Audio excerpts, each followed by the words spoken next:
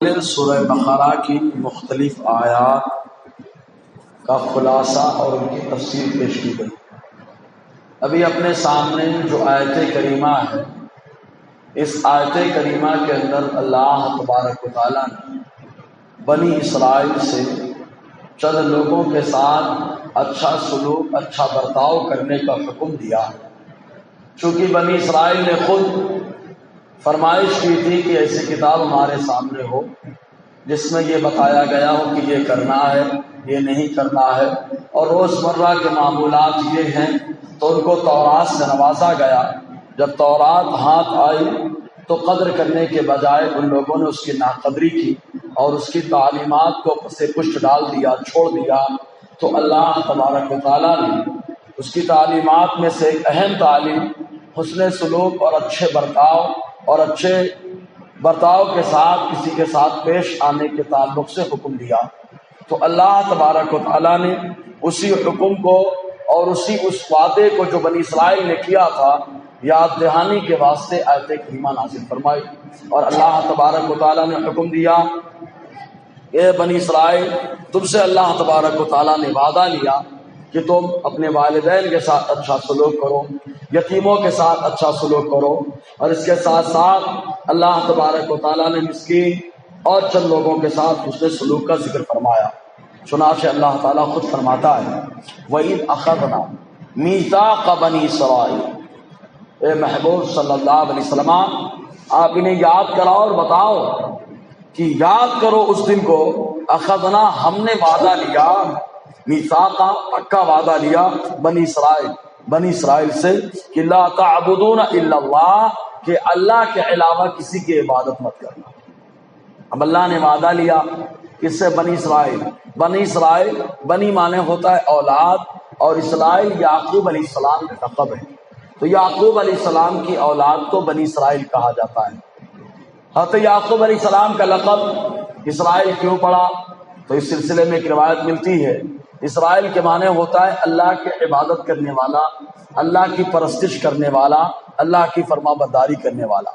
معاملہ یہ ہوا کہ آپ کے والد محترم حضرت اسحاق علیہ السلام، آپ اپنے حجرے میں عبادت میں مصروف رہے۔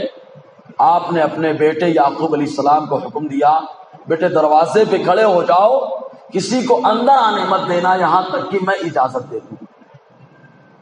تو حضرت یعقوب علیہ السلام دروازے پہ کھڑے ہو گئے، حضرت اسحاق علیہ السلام عبادت میں مصروف رہے، عبادت کرتے رہے۔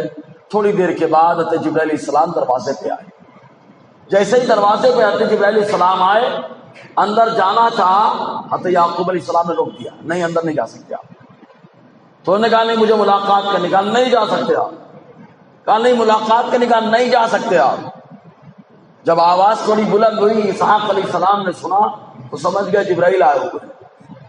آپ باہر تشریف لائے، ملاقات ہوئی، اور اس کے بعد جبرائیل علیہ السلام نے خوشخبری سنائی اور یہ بتایا کہ اللہ تعالیٰ نے آپ کے بیٹے یعقوب کی ادا کو بہت پسند فرما لیا ہے، اور پسند کرنے کی وجہ سے اللہ تعالیٰ نے ان کو ایک لقب دیا ہے، اور وہ لقب اسرائیل، اللہ کی فرما برداری کرنے والا۔ تب سے آپ کو اسرائیل لقب سے یاد کیا جانے لگا۔ تو لقب کو بھی اللہ تعالیٰ نے یہاں پہ استعمال کرا کے بتا دیا کہ تمہارے آباء و اجداد اور تمہارے والد، ان کو لقب ملا ہے تو اچھے سلوک کی وجہ سے ملا ہے، اچھے برتاؤ کی وجہ سے ملا ہے، اور والد کے ساتھ حسن سلوک کی وجہ سے ملا ہے۔ تو اللہ تعالیٰ فرماتا ہے، میثاق بنی اسرائیل سے ہم نے پکا وعدہ لیا، لا تعبدون الا اللہ، اللہ کے علاوہ کسی کی پوجا مت کرنا۔ آگ کی پوجا شروع ہوئی، لکڑے کی پوجا شروع ہوئی، لیکن بنی اسرائیل میں سب اللہ کے عبادت کرتے رہے، لیکن سامری نے نالائقی کی اور بچڑے کی پوجا میں لگا دیا، اور اس کے بعد بچڑے کی پوجا میں لگے، وہاں پر یہ لوگ شرک کر بیٹھے۔ پھر مزید یہ ان کے اندر خرابی آئی کہ حضرت عزیر علیہ السلام کو ان لوگوں نے اللہ کا بیٹا مانا، ماں سے۔ اور ظاہر سی بات ہے، بیٹا جو منصب باپ کا ہوتا ہے وہی منصب بیٹے کا ہوتا ہے، بادشاہ کا بیٹا بادشاہ، تو معبود کا بیٹا معبود مانا ان لوگوں نے، معاذ اللہ۔ تو ان لوگوں سے کہا گیا کہ یہ غلط ہے تمہارا عقیدہ، اس لیے کہ تم اللہ کی عبادت کرنے والے ہو، اللہ ایک ہے، اس کے علاوہ کسی اور کی عبادت مت کرنا۔ اور آگ کی پوجا قابل نے شروع کی. سب سے پہلے آگ کی پوجا قابل نے کی. کیونکہ وجہ کیا تھی؟ معاملہ یہ ہوا کہ اقلیمہ کو لے کر کے دونوں بھائیوں میں جھگڑا ہوا، حابیل اور قابل میں. معاملہ پیش ہوا حضرت آدم علیہ السلام کے پاس. حضرت آدم علیہ السلام نے فیصلہ کیا کہ دونوں قربانیاں پیش کرو، جس کی قربانی مقبول ہوگی اقلیمہ کا نکاح اس سے کر دیا جائے. دونوں نے اپنی اپنی قربانی پیش کی. ایک نے دمبا پیش کیا اور ایک نے کھیتی کا غلہ پیش کیا.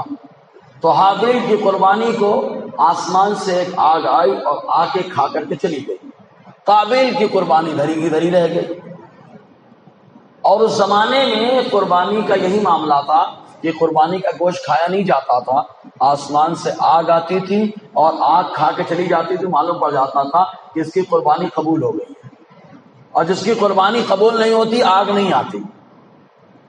یہ تو اللہ کا کرم ہے، امت محمدیہ پر مصطفیٰ کا صدقہ ہے کہ اللہ تعالیٰ نے دو کرم فرمایا. پہلا تو یہ کہ مصطفیٰ کے صدقے کہ جو لوگ کچھ ماضی کے پرانے لوگ قربانی کا سامان کھا نہیں سکتے تھے، اللہ تعالیٰ نے اپنے محبوب کے صدقے ہمیں کھانے کی اجازت عطا فرما دی. دوسرا کرم اللہ تعالیٰ کا یہ ہے کہ ان کی قربانی مقبول ہے یا مردود لوگوں کو معلوم ہو جاتا تھا. اللہ تعالیٰ نے اپنے محبوب کے صدقے ہماری عیب پوشی فرمائی کہ ہم قربانی کا گوشت کھا لیتے ہیں. کس کی قبول ہوئی کس کی قبول نہیں وہ روز محشر اللہ تعالیٰ کے فیصلے پہ ڈپینڈ ہے. دنیا میں آدمی رسوا نہیں ہو رہا. تو قابل کی قربانی کا معاملہ رکھا رہ گیا. تو قابل آگ کیوں نہیں آئی، کیوں قربانی قبول نہ ہوئی، بڑے فکر میں تھا. اور جب آدمی زیادہ فکر کرتا ہے اور لالچ کرتا ہے تو تباہی آتی ہے. اور قابل اقلیمہ کے چکر میں دیکھو تباہی کے دہانے پہ گیا. پہلے تو اپنے والد کا فرمان نہیں مانا، پھر جس نبی کا کلمہ پڑھتے رہے اس نبی کی بات کو نہیں مانا، کیونکہ آدم علیہ السلام والد بھی ہے نبی بھی ہے. اس کے بعد ابلیس آیا اور ابلیس نے آ کر کے جانتے کیا کہا؟ اس نے کہا کہ ایسا ہے کہ آگ جو ہے حابیل کی قربانی کو کھا کے گئی. حابیل آگ کی پوجا کرتا تھا، آگ کی عبادت کرتا تھا. اگر تو بھی آگ کی پوجا کرنے لگے گا تو آگ تیری بھی قربانی کھا کے جائے. اب ایسے ٹائم پہ ہمارے لوگ ہوتے ہیں نا پھونک جھاڑ والے بابا، آدمی ذرا سا پریشان ہوتا ہے مرچ مسالہ لگا کے اور پریشان کر دیتا. پھر آدمی پہلے تو جو ہے سچوں پہ بھروسہ نہیں کرتا، پھر بہکتا ہے باباؤں کے چکر میں پڑتا ہے، پھر باباؤں کے چکر سے ہٹ کر کے سادھوؤں کے چکر میں پڑتا ہے اور اپنے ایمان کو برباد کر دیتا ہے. شکلی علم میں پریشان رہتا ہے. جیسے قابل برباد ہوا، اس نے آگ کی پوجا شروع کر دی. سب سے پہلے آگ کی پوجا کرنے والا وہ ہے. دنیا میں پہلا قتل کرنے والا قابل، دنیا میں سب سے پہلے آگ کی پوجا کرنے والا قابل، دنیا میں سب سے پہلے والد کی نافرمانی کرنے والا قابل، دنیا میں نبی کی نافرمانی کرنے والا سب سے پہلا قابل. اسی لیے حضور نے فرمایا دنیا میں جب بھی کوئی قتل ہوگا تو قتل کی بنیاد رکھنے والا قابل ہے. اس کا گناہ اس کے ساتھ ضرور جائے گا اس کے ساتھ. تو اس طریقے کا معاملہ درپیش ہوا. تو بہرکیف اللہ تعالیٰ نے فرمایا بنی اسرائیل سے کہ تم لوگ اللہ کے علاوہ کسی اور کی عبادت مت کرو. اب عبادت کی اس سے پہلے بھی تعریف کی جا چکی ہے. عبادت نام ہے اللہ اس کے رسول کے فرمان پہ عمل کرنے کا. اللہ اس کے رسول کے فرمان پہ عمل کرنے کا. بندہ جب کلمہ پڑھتا ہے تو کلمہ پڑھتے ہی وہ اقرار کر لیتا ہے کہ ہم کسی کی نہیں سنیں گے، ہم جس کی سنیں گے وہ ہمارا اللہ ہے، ہم جس کی مانیں گے وہ رسول اللہ ہے. بندہ کلمہ پڑھ کے اقرار کر لیتا ہے. دنیا کیا کرتی ہے اس کا مسئلہ ہے. بندہ کلمہ پڑھنے والا تو یہ کہتا ہے ہم دنیا کے سننے والے نہیں ہیں، ہم سننے والے اس کے ہیں جس نے دنیا کو بنایا، اور سننے والے اس کے ہیں جس کو اللہ تعالیٰ نے دنیا کا پیغمبر بنایا. بس. تو اللہ تعالیٰ نے فرمایا کسی اور کی عبادت مت کرنا. اب عبادت کے تعلق سے کیا بتائیں؟ ہر زمانے میں عبادت کا انداز اپنا اپنا رہا ہے. ہر زمانے میں عبادت کا انداز اپنا اپنا رہا ہے. کسی کے دور میں خالی قیام کا معاملہ ہے تو کسی کے دور میں خالی رکوع کا معاملہ ہے، کسی کے دور میں خالی سجدے کا معاملہ ہے، کسی کے دور میں خالی ذکر کا معاملہ ہے، کسی کے دور میں خالی فکر کا معاملہ ہے. اور سارے مجموعے کو جب جمع کیا گیا تو وہ نماز بنی جو اللہ تعالیٰ نے امت محمدیہ کو عطا فرمائی ہے. دیکھو اس میں ذکر بھی ہے فکر بھی ہے. بندہ ذکر بھی کرتا ہے، اللہ اکبر، اللہ کا ذکر بھی کرتا ہے، کہا سوچتا کس کے بارے میں ہے؟ کہا اللہ اس کے رسول کے بارے میں سوچ رہا ہے۔ کہا ذکر بھی عبادت کر رہا ہے، فکر بھی عبادت کے کر رہا ہے، تو ذکر بھی ہے فکر میں بھی، تو یہ عبادت اللہ اس کے رسول کے فرمان پر عمل کرنے کا نام۔ تو اللہ تعالیٰ فرماتا ہے لا تعبدون الا اللہ، اللہ کے علاوہ کسی اور کی عبادت نہیں۔ لیکن بندہ کرتا ہے عبادت، کسی اور کی بھی کر رہا ہے، نماز پڑھ رہا ہے، بولے جناب ہاں دیکھ رہے ہیں اور اچھے سے پڑھو نماز۔ اور بندگی اللہ کی، اللہ دیکھ رہا ہے تو اللہ کے لیے تو اچھے سے ہونا چاہیے، بندہ دیکھے نہ دیکھے۔ بندہ کس سے بتائے گا؟ 4 کو بتائے گا، 5 کو بتائے گا، لیکن جب اللہ تبارک و تعالیٰ قبول فرما لیتا ہے تو جبرائیل سے کہتے ہیں آسمان میں اس کا ذکر کر دو۔ حدیث موجود ہے، اے جبرائیل آسمانی میں نہیں، زمین پر بھی ذکر کر دو، بتا دو کہ اس سے اللہ محبت کرتا ہے، آسمان و زمین والے تم لوگ کی محبت کرنا شروع کر دو۔ تو اللہ تعالیٰ کے لیے، لیکن بندہ تو سب کے چکر میں پریشان ہے۔ اسی کو حضور صلی اللہ علیہ وسلم نے فرمایا اتقوا الشرک الاصغر، آقا نے فرمایا چھوٹے شرک سے بچو۔ صحابہ نے پوچھا اللہ کے نبی صلی اللہ علیہ وسلم یہ چھوٹا سا شرک کون سا ہے؟ حضور نے فرمایا الریا، دکھاوا، اور زیادہ تر معاملہ دکھاوے کا ہے، اس لیے چہرے پہ دکھاوا نہیں ہے۔ جب معاملہ اللہ کے لیے رہا تو اللہ تعالیٰ نے چہرے پہ نور بھی ویسا عطا فرمایا، سمجھے نا؟ تو اللہ تعالیٰ نے فرمایا لا تعبدون الا اللہ، اللہ کے علاوہ کسی اور کی عبادت مت کرنا۔ وبالوالدین احسانا، اور ماں باپ کے ساتھ اچھا سلوک کرنا، کیونکہ یہ ایسا معاملہ ہے کہ اچھے اچھے لوگ یہاں پہ دھوکہ کھائے بیٹھے، اچھے اچھے لوگ۔ اللہ کی عبادت کرنا اللہ کے علاوہ کسی اور کی نہیں، کیونکہ بندہ کتنے بھی بڑے پوسٹ پہ ہو جائے کبھی تو جذبہ آتا ہے یار اس کو خوش کر لو کچھ کام بن جائے گا، اس کو راضی کر لو کچھ کام بن جائے گا۔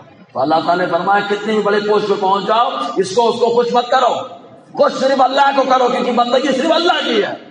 اور اگر تم کو بندہ اور کسی کو خوش کرنا ہے تو ماں باپ کو خوش کرو۔ آج لوگ دیکھو نا، سب دوستوں کو آدمی خوش کر رہا ہے، دوست ناراض نہ ہونے پائے، دوست کے نام پہ 100 روپیہ 150 200 خرچ کرنے کے لیے تیار ہے، ماں باپ پہ خرچ کرنے کے لیے تیار ہے۔ دوست ناراض نہیں ہونا چاہیے، دوست کو بندہ ٹائم دینے کے لیے بھی تیار ہے، ماں باپ کو دینے کے لیے تیار ہے۔ جبکہ دوست کو آپ ٹائم دے، کوئی گارنٹی نہیں کہ آپ کا دوست آپ کا سپورٹ کرے، لیکن ماں باپ کو اگر ٹائم دیے تو وہ دل سے دعا کرے۔ اور ماں باپ کی دعا کی بات ہی الگ ہے یار، ماں باپ کی دعا کی برکت یہ ہے کہ ویسے قرنی مصطفیٰ کی زبان پہ ان کا ذکر ہو رہا ہے۔ یہ ماں باپ، یہ ماں کی دعا کی برکت ہے۔ تو ماں کے ساتھ اچھا سلوک، باپ کے ساتھ اچھا سلوک، اللہ تعالیٰ فرماتا ہے وبالوالدین احسانا۔ اب اس پہ کیا بتانا، لوگ جانتے ہی ہیں کہ ماں باپ کے ساتھ کتنا سلوک ہے، اور ان کے ساتھ جو برا برتاؤ کرتا ہے تو حدیث میں آیا، حضور نے فرمایا ہر گناہ کی سزا روز محشر دی جائے گی، لیکن ماں باپ کے ساتھ عقوق کا جو معاملہ ہے، بدسلوکی کا جو معاملہ ہے، اس کی سزا اللہ تعالیٰ دنیا ہی میں عطا فرماتا ہے۔ اگر کسی کا بچہ کسی کو پریشان کر رہا ہے تو اپنے بارے میں غور کرے کہ کیا اس نے اپنے ماں باپ کو ستایا ہے، کیا اپنے ماں باپ کو پریشان کیا ہے؟ کچھ لوگ بولتے ہیں ہم تو کبھی نہیں پریشان کیے، بھائی آپ کبھی نہیں بولو گے آپ نے پریشان نہیں کیا، لیکن آپ کا کردار ایسا ہوگا کہ کہیں نہ کہیں ماں باپ کو ٹھیس لگی ہوگی، ماں باپ کو دکھ ہوا ہوگا، اس لیے گاہے بغیر اس سے معافی بہرحال مانگتے رہنا چاہیے۔ آج 2 چیزیں حضور نے فرمایا، اگر 2 چیزیں آپ بڑھانا چاہتے ہو، اپنی عمر بڑھانا چاہتے ہو اور اپنی روزی بڑھانا چاہتے ہو، تو حضور صلی اللہ علیہ وسلم نے فرمایا ان کے ساتھ اچھا سلوک کرو۔ جو ماں باپ کے ساتھ، رشتہ دار کے ساتھ اچھا سلوک کرتا ہے تو اللہ تعالیٰ پہلے تو اس کی عمر لمبی کر دیتا ہے، دوسری چیز یہ کہ اللہ تعالیٰ اس کی روزی بڑھا دیتا ہے۔ آپ کہیں گے عمر لمبی ہونے سے کیا فائدہ؟ عمر لمبی ہونے سے کیا فائدہ؟ معلوم ہے حدیث میں آیا، حضور نے ارشاد فرمایا جس کی داڑھی کے بعد 40 اگر سفید ہو گئے اللہ تعالیٰ اس کے سارے گناہ کو معاف فرما دیتا ہے، حدیث میں آیا۔ تو عمر لمبی ہونے کا یہ فائدہ، جب 40 داڑھی کے بعد سفید ہو جائے تو گناہ معاف ہو جاتا ہے۔ تو ذرا سوچیں اگر پورے بال داڑھی کے سفید ہو تو اللہ کیسا مقام عطا فرماتا ہے نا؟ تو یہ عمر لمبی ہونے کا یہ فائدہ ہے کہ گناہ معاف ہوتا ہے۔ ایک حدیث پاک میں آیا، حضور صلی اللہ علیہ وسلم نے فرمایا جو اسلام میں بوڑھا ہوا اللہ تعالیٰ روز محشر اسے اپنی طرف سے نور عطا فرمائے گا، ہے نا؟ تو عمر لمبی ہونے کا یہ فائدہ ہے۔ جی حضور صلی اللہ علیہ وسلم نے اور بہت ساری باتیں فرمائی. تو ماں باپ کے ساتھ اچھا سلوک، ماں باپ کے ساتھ اچھا برتاؤ. اب کس کا مقام کس کا بلند ہے؟ تو مقام تو بہرحال باپ کا بلند ہے اور حق ماں کا پہلے ہے. مقام باپ کا بلند ہے، حق ماں کا پہلے ہے. مقام باپ کا کیوں بلند ہے؟ پوری زندگی اپنی روزی، اپنی محنت، اپنا سب کچھ لگا کے بچے کو پروان چڑھاتا ہے. اور ماں کا حق زیادہ بلند ہے کیونکہ وہ اپنے جان کو خطرے میں ڈال کے بچے کو پیدا کرتی ہے. ہر لمحہ اس کو موت کے جھٹکے محسوس ہوتے ہیں. اگر اس ماں کو معلوم ہوتا یا نالائق ہوتا تو مار دیتی نا، لیکن اس نے اپنی ممتا کو جگائے رکھتے ہوئے اور اپنی قربانیوں کو پیش کر کے اپنے بچے کو جنم دیا. اپنے کو موت کی آغوش میں پیش کر کے ماں کا مقام ایسے ہی بلند ہو گیا. بڑی قربانی دیتی ہے، کبھی خون جگر پلاتی ہے، کبھی اپنے ارمان کو قربان کرتی ہے. اسی لیے تو ایک صحابی نے پوچھا حضور سب سے زیادہ میں کس کے ساتھ اچھا سلوک کروں؟ حضور نے فرمایا اپنی ماں کے ساتھ. ترمذی کی حدیث ہے. پھر پوچھا کافر؟ کہا ماں کے ساتھ. کافر؟ کہا ماں کے ساتھ. کافر؟ کہا باپ کے ساتھ. آپ دیکھنا حضور کے جواب میں جو ہے بڑی لطیف اشارے. پوچھا کس کے ساتھ اچھا سلوک؟ تو کہا ماں کے ساتھ. پھر دوسری بار کہا ماں کے ساتھ، تیسری بار کہا ماں کے ساتھ، چوتھی بار کہا باپ کے ساتھ. کیونکہ آدمی کی زندگی کے 4 مرحلے ہوتے ہیں. پہلا مرحلہ ماں کے شکم میں آنے کا ہوتا ہے. تو 9 ماں اس کو اپنے شکم میں رکھتی ہے، یا اور بھی زیادہ 2 سال سے بھی زیادہ، یا کم سے کم 6 ماہ اپنے پیٹ میں رکھتی ہے. تو پیٹ میں جو بچہ ماں کے رہتا ہے تو اس کا حق یہ ہے کہ پہلے ماں کو دیا جائے. اس کی وجہ سے تو حضور نے فرمایا پہلے ماں. پھر اس کے بعد دوسرا مرحلہ آتا ہے پیدائش کا. ماں پھر اپنے آپ کو قربانی کی آغوش میں پیش کرتی ہے، تو کہا ماں کے ساتھ. پھر اس کے بعد 2 سال مسلسل دودھ پلاتی ہے، تو پھر ماں. کہا دودھ پلانے کے بعد اب کس کا معاملہ؟ کہا باپ اپنے خون پسینے کو بہاتا ہے، تب جا کر کے اس کے لیے روزیوں کا انتظام کرتا ہے. تو چوتھا مرحلہ باپ کا شروع ہو جاتا ہے. اس لیے حضور نے فرمایا کہ باپ کے ساتھ اچھا سلوک. اب لوگ عام طور سے تو لے کے بیٹھے ہیں کہ ماں کے قدموں کے نیچے جنت ہے، ابا کو اہمیت ہی نہیں دے رہے. بیانات میں لوگ ٹینشن میں آ جاتے ہیں کہ ماں کے قدموں کے نیچے جنت بتا دیے، ابا کی بھی تو فضیلت بیان کرو حضرات. تو ماں کے قدموں کے نیچے جنت ہے. جنت پھوکڑ میں نہیں مل جائے گی، جنت کا دروازہ کھولنا پڑے گا. پہلے دروازہ کھولے گا تو جنت ملے گی. کہا ماں کے قدموں کے نیچے جنت ہے. دروازہ کون ہے؟ تو میرے نبی نے فرما دیا باپ جنت کا دروازہ ہے. باپ جنت کا دروازہ ہے. پہلے جا کے دروازہ کھولو، پھر قدموں میں آ کے جنت تلاش کرو. جنت کا دروازہ نہیں کھلا، کہاں سے جنت مل جائے گی؟ تو باپ جنت کا دروازہ ہے.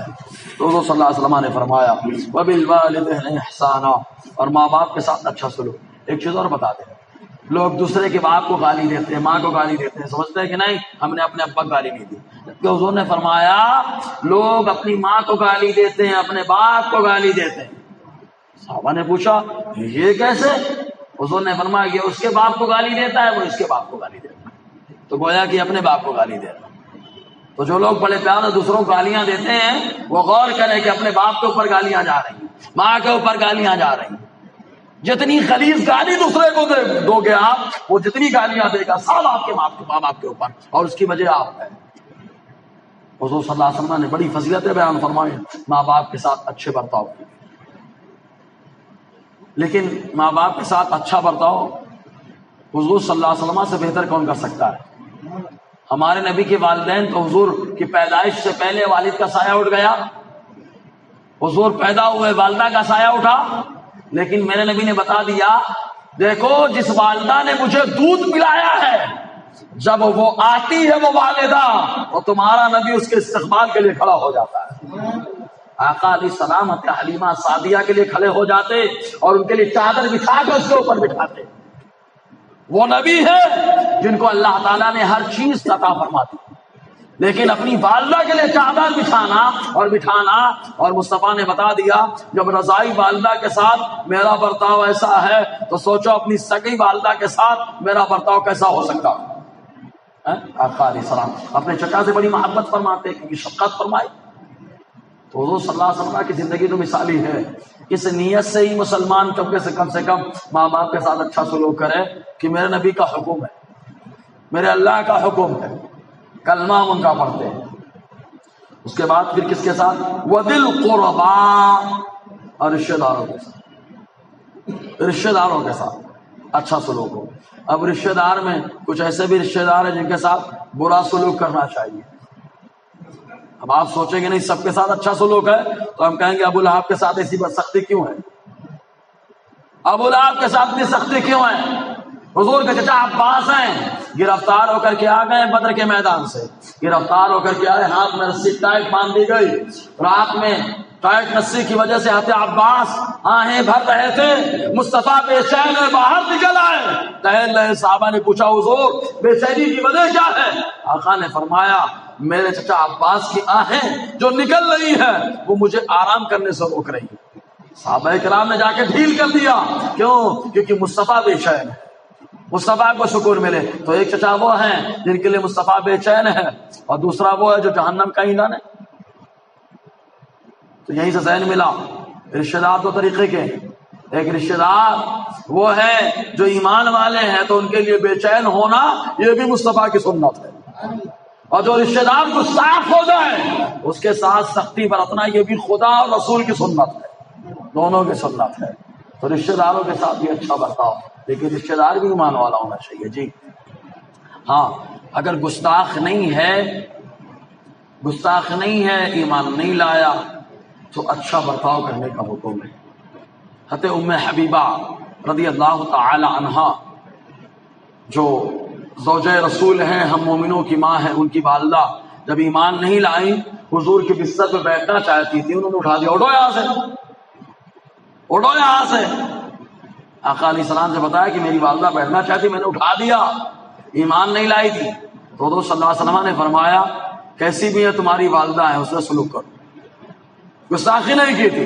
ایسے ہی آتے عائشہ صدیقہ رضی اللہ تعالی عنہا کا معاملہ بھی ہے، حضور صلی اللہ علیہ وسلم نے حکم دیا۔ بتانا مقصد یہ ہے کہ اگر گستاخ ہے تو کوئی رعایت نہیں ہے، اور اگر گستاخ نہیں بس ایمان نہیں لائے تو تھوڑی سی نرمی ہے، تاکہ ایمان کی دولت انہیں بھی مل جائے، ایمان کی دولت مل جائے۔ بہرحال ابو ہریرہ سے پوچھو، ابو ہریرہ رضی اللہ تعالی عنہ حضور کے پاس اکثر آتے، کہتے کہ حضور میری والدہ ایمان نہیں لائی ہے، آپ ان کے لیے دعا فرما دیں۔ آتے ابو ہریرہ کوئی چھوڑے بھی نہیں اماں کو اپنے کہ چھوڑ دیا، رہنا بند کر دیا ان کے ساتھ، گستاخی نہیں کی تھی حضور کی شان میں کبھی انہوں نے۔ لیکن ابو ہریرہ بار بار کہتے والدہ کلمہ پڑھ لیجیے، ایمان لے آئے۔ ایک دن آئے حضور سے کہا کہ آپ بھی دعا فرما دیں۔ میرا نبی صلی اللہ علیہ وسلم کا ہاتھ اٹھا، اور جب مصطفیٰ کی نظریں اٹھے تو نظام بدل جاتا ہے، ہاتھ اٹھل جائے تو آدمی بدل جاتا ہے، کفر بھاگ جاتا ہے، ایمان آ جاتا ہے۔ مصطفیٰ نے دعا کر دی، ابو ہریرہ گھر پہنچے، دروازہ بند، پانی گرنے کی آواز آ رہی تھی، کھٹکھٹایا، آپ کی والدہ نے کہا رکو۔ تھوڑی دیر کے بعد باہر تشریف لائیں اور پورا انداز بدلا ہوا ہے۔ ابو ہریرہ کو دیکھا تو کلمہ پڑھنا شروع کر دیا۔ یہ مصطفیٰ کی دعا کی برکت ہے۔ تو بتانا مقصد یہ کہ مرتد اگر نہیں ہے، گستاخ نہیں ہے، تو ان کے ساتھ تھوڑی سی نرمی ہے، اور اگر مرتد ہو گئے تو نرمی کی ذرا بھی گنجائش نہیں ہے۔ تو اللہ تعالیٰ فرماتا ہے وذل قربا، اور رشتہ داروں کے ساتھ اچھا سلوک کرو، والیتامی، اور یتیموں کے ساتھ۔ یتیم کس کو کہا جاتا ہے؟ ہمارے یہاں تو بڑے بڑے یتیم ملتے ہیں، 70 سال کے یتیم مل جاتے ہیں۔ اکثر بولے یتیم ہے، ارے بھائی 70 سال کے آپ ہو گئے تو آپ کے ابا تو قبرستان ہی رہیں گے نا، لیکن بولے میں یتیم ہوں۔ خاص طور سے عورتوں میں یہ بات پائی جاتی ہے، 45 سال کی ہیں، 40 سال کی ہیں، اگر ساس نے 2 جملے بول دیے، بولے میں یتیم ہوں۔ ارے یتیم کس کو کہتے ہیں یہ تو سمجھیں۔ یتیم وہ نابالغ بچہ یا بچی جس کے باپ کا انتقال ہو گیا۔ نابالغ ہونا شرط ہے، بچی 9 سال میں بالغ ہو جاتی، بچہ 12 سال میں بالغ ہو جاتا ہے۔ اب سوچو 45 سال کی کوئی یتیم ہو سکتا ہے کیا؟ کوئی نہیں یتیم ہوگا، سمجھ رہے کہ نہیں آپ جی؟ تو یتیم نابالغ وہ نابالغ بچی یا بچہ جس کے باپ کا انتقال ہو گیا ہو۔ اور جانوروں میں جس کی ماں کا انتقال ہو گیا، کیونکہ جانوروں ماں کا اعتبار ہے نسل چلانے میں، اور انسانوں میں باپ کا اعتبار ہے۔ اور خالی 2 ایسے مقام ہیں جہاں باپ کا اعتبار نہیں کیا گیا، ماں کا اعتبار کیا گیا ہے۔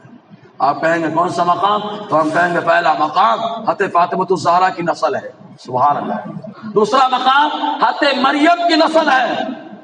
آپ کہیں گے حضرت مریم کی نسل، ہم کہیں گے ہاں حضرت مریم نے نکاح کیا ہی نہیں، لیکن حضرت عیسیٰ پیدا ہوئے تو ان کو بنی اسرائیل میں سے کہا جا رہا ہے، بنی اسرائیل میں سے کہا جا رہا ہے، کہا بیٹی سے نسل، ہم کہتے ہیں قرآن چلا رہا ہے، سبحان اللہ، سمجھ میں آیا نا جی۔ بہرحال تو یہ لوگ جو اعتراض کرتے ہیں نا حضور کی نسل حضرت فاطمہ سے کیسے چلی، تو ان کو جواب بہت چپکا کے دیا جا سکتا ہے، حضرت عیسیٰ بنی اسرائیل میں سے ہے کہ نہیں ہے؟ تو کہیں گے بنی اسرائیل کے آخری نبی ہیں۔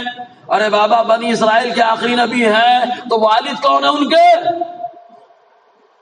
نسل تو باپ سے چلتی ہے نا، تو بولیں گے ہاں باپ سے چلتی ہے، لیکن جہاں معجزہ ہوتا ہے، اللہ کی قدرت ہوتی ہے، وہاں نسل کبھی بیٹی سے بھی چل جاتی ہے، جیسے حضرت مریم کی چلی ہے۔ سمجھ میں آیا کہ نہیں آیا جی؟ تو اللہ تعالیٰ فرماتا کہ یتیموں کے ساتھ اچھا سلوک کرو۔ حضور نے فرمایا، بیچ والی اور شہادت کی انگلی کو لے کر کے فرمایا، یتیم کے ساتھ اچھا سلوک کرنے والا اور میں جنت میں ایسے ہوں گے، ایسے مطلب ایک دم قریب میں ہوں گے، بیچ میں کوئی اور نہیں ہوگا، وہ اچھا سلوک کرنے والا ہوگا اور میں رہوں گا۔ سبحان اللہ۔ آقا علیہ السلام نے فرمایا یتیم کے ساتھ انشاءاللہ